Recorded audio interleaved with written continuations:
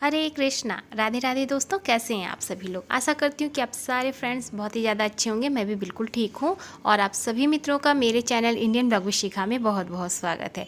So friends, सबसे पहले आप सभी मित्रों को हरतालिका तीज की हार्दिक शुभकामनाएं। सो आज मैं शेयर करने जा रही हूँ कि मैंने किस प्रकार से हरतालिका तीज की पूजा की है।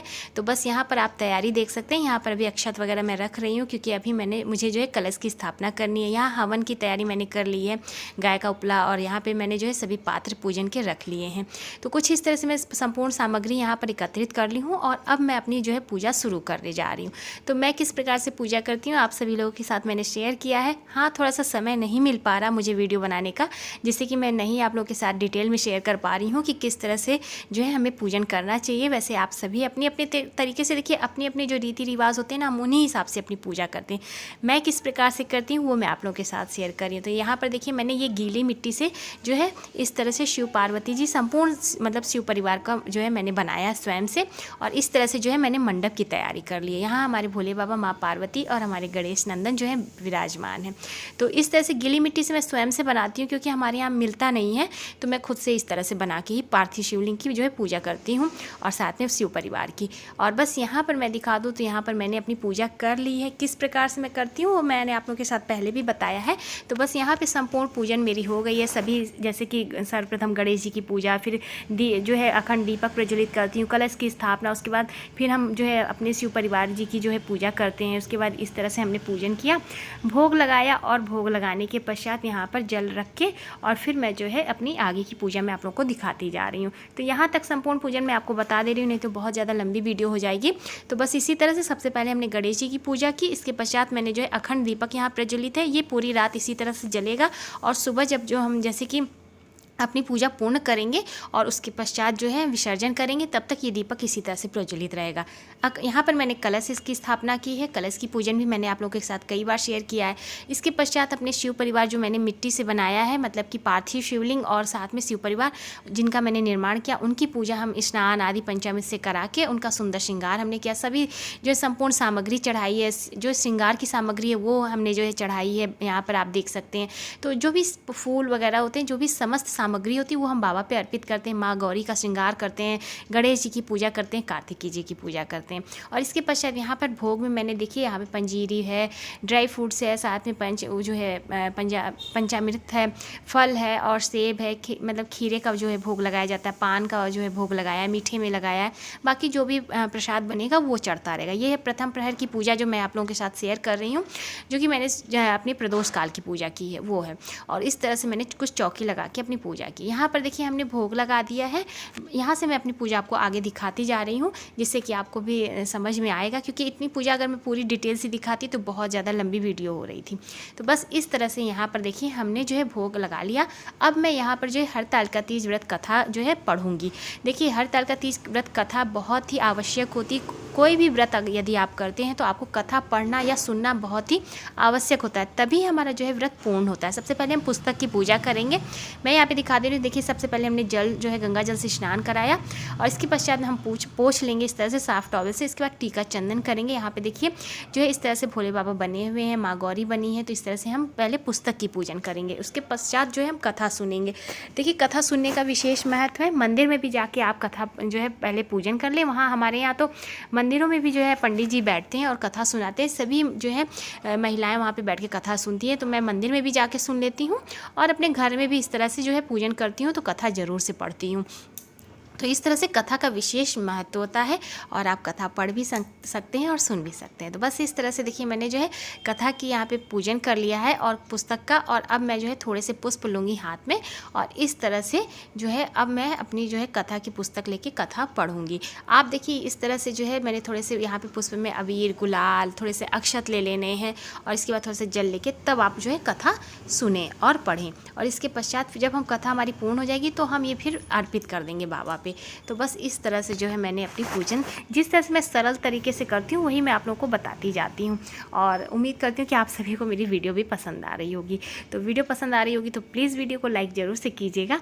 तो बस यहाँ पर देखिए इस तरह से अब हम अपनी कथा जो है शुरू करेंगे। उसके सामने दीपक जलावे, चंदन अगर और सुगंध जलाकर और इस प्रकार से आप देख सकते हैं कि यहाँ पर मेरी जो है कथा पूर्ण हो जाती है। तो पूरी कथा अगर मैं आपको सुनाऊंगी तो बहुत लंबा हो जाएगा, जैसे कि मैं आप लोग को हमेशा बताती हूँ।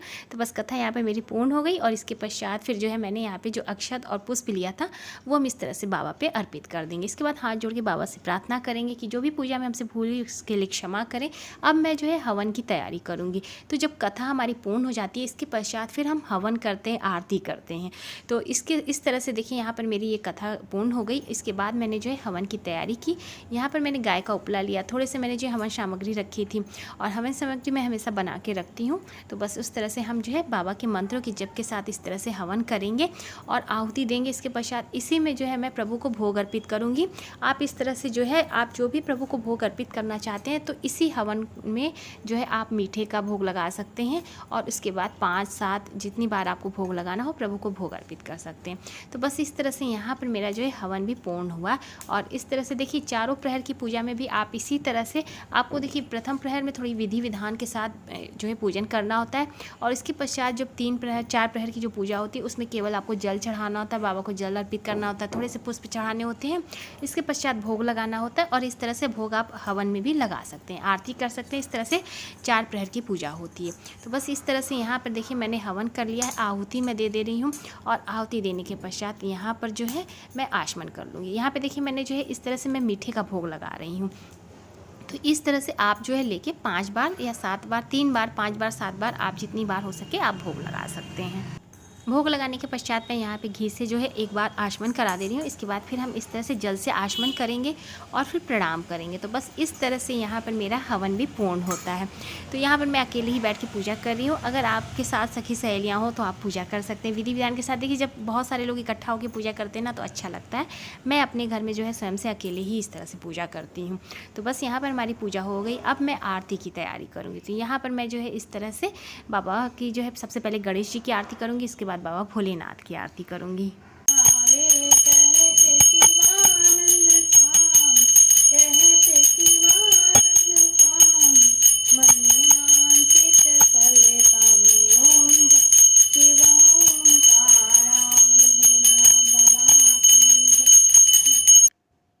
और यहाँ पे आप देख सकते हैं यहाँ पर मेरी आरती पूर्ण हो चुकी। सबसे पहले मैंने गणेश जी की आरती की, इसके पश्चात मैंने बाबा भोलेनाथ की आरती की।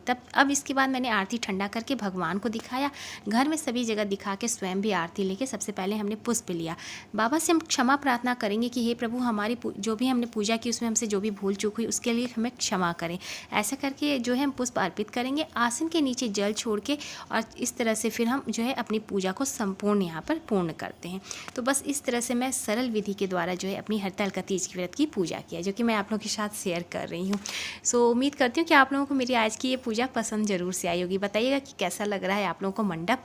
और इस तरह से मैं एक बार और दिखा दूँ तो यहाँ मेरा जो है हवन कुंड रखा, जो कि मैंने हवन किया है, ये भी ठंडा हो रहा है धीरे धीरे। यहाँ आरती की थाली रखी, फ़ैन चल रहा है तो इसलिए मैंने जो इस तरह से शीशा लगा दिया। भोग प्रसाद यहाँ पर देखिए आप देख सकते हैं, कुछ इस तरह से भोग प्रसाद यहाँ पर लगा हुआ है। बहुत कुछ तो नहीं अभी मैंने बनाया, क्योंकि प्रथम प्रहर की पूजा में मैंने केवल जो है सब पंचामृत, पंजीरी और जो है ड्राई फ्रूट्स, फल और पान और मिठाई का जो है मैंने प्रभु को भोग अर्पित किया। इसके बाद जो बनेगा वो प्रभु को अर्पित होगा। और इसी तरह से सुबह में भी मैं जो है पारण के समय में भी इसी तरह से पूजन फिर से हमें एक बार करना होगा। शाम के समय भी जो 4 प्रहर की पूजा होती है वो इसी प्रकार से होती है। और बस जो है प्रथम प्रहर की पूजा थोड़ी सी विस्तृत हो जाती है इसके। और इस प्रकार से जो मैं हरतालिका तीज व्रत की अपनी पूजा पूर्ण की हूँ। सो उम्मीद करती हूँ कि आप सभी लोगों को मेरी आज की पूजा पसंद आई होगी। और बताइएगा कि आप सभी लोगों को मेरे आज का जो मैंने पूजन का तैयारी किया है, मंडप बहुत ज़्यादा देखिए मैंने डेकोरेशन नहीं किया, जो भी थोड़ी बहुत थी तैयारी उस तरह से मैंने करके पूजन किया। तो बस इस तरह से कुछ मैंने मंडप लगाया है और यहाँ पर मेरा जो है पूजन पूर्ण हुआ। सो उम्मीद करती हूँ कि आप सभी लोगों को मेरी आज की वीडियो पसंद आई होगी। तो प्लीज़ वीडियो को लाइक कीजिएगा, ज़्यादा से ज़्यादा शेयर कीजिएगा। चैनल पर पहली बार आए हैं तो मेरे चैनल को भी सब्सक्राइब कीजिएगा, इंस्टाग्राम पर फॉलो करिएगा। मैं मिलूंगी नए से अच्छे से वीडियो के साथ। तब तक के लिए हरे कृष्णा, राधे राधे।